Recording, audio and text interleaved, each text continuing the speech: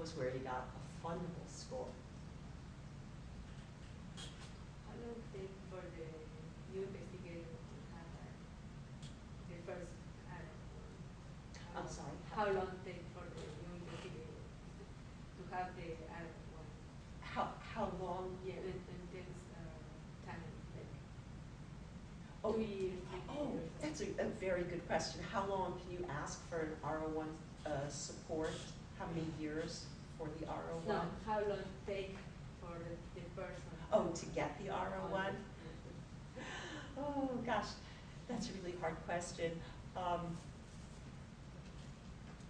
To get an R01, even as a new investigator, even with all the extras that the NIH is throwing in, for an R01, you still need some publications. So I don't know if it's a number of years, but I would say in terms of experience, before I would apply for an R01, I would make sure that I had a couple of strong publications and original research, not review articles, and however long that would take. And for a clinician, it's probably going to take longer. You know, I think that would be a reasonable expectation. So before I would compete for an R01, I would definitely have some publications.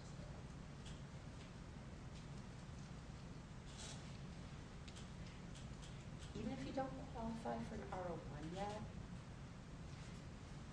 you shouldn't necessarily not apply to the NIH.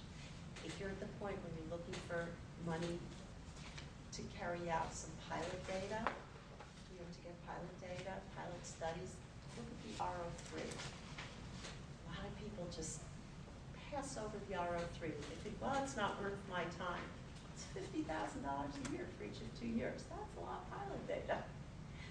And it tends to lead to R01s. So don't feel like if you don't qualify for an R01, there's no place for you at the NIH. I think that's wrong.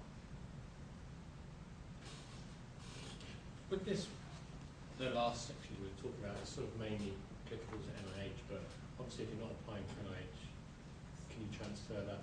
Yes. So the process is similar if you're going for sort of American Heart Association or something like that. American Heart, all of the biggies, all the standard associations like that, they all look at basically the same review criteria. It's always going to be significance, or now the new NIH sort of tweak on impact, significance, innovation, your approach to carrying it out, to carrying out your aims, you as the PI, and institutional support or environment.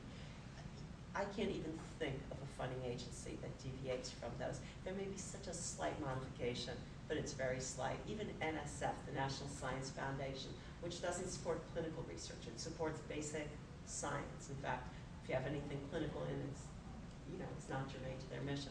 Even NSF, the truth is, it's the 5 same criteria. And it's funny. I was curious about that because it's so odd. They have the same exact criteria.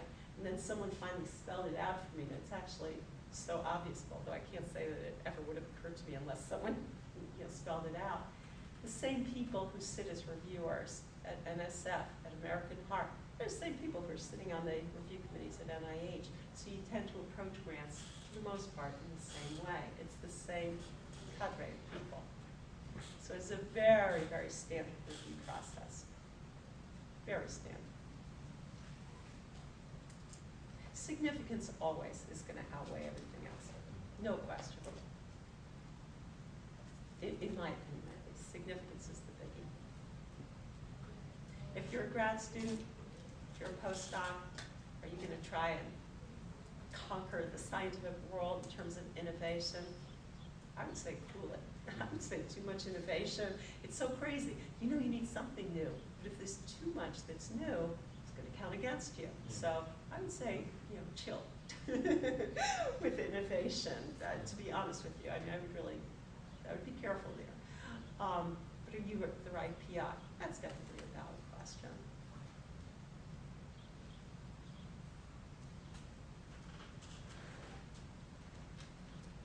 And I know that some questions, I will, as I've said before, I'm going to definitely send an email over to Erin when I get back home, because one thing I want to do is look at some other sources.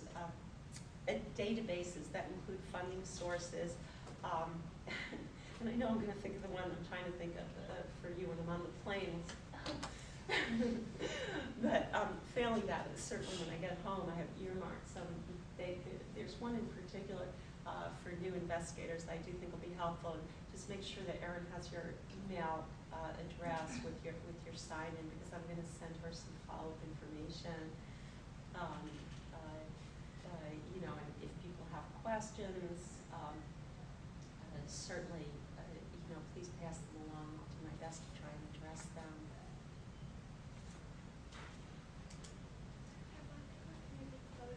Thank you so much for coming. We just so appreciate you. If you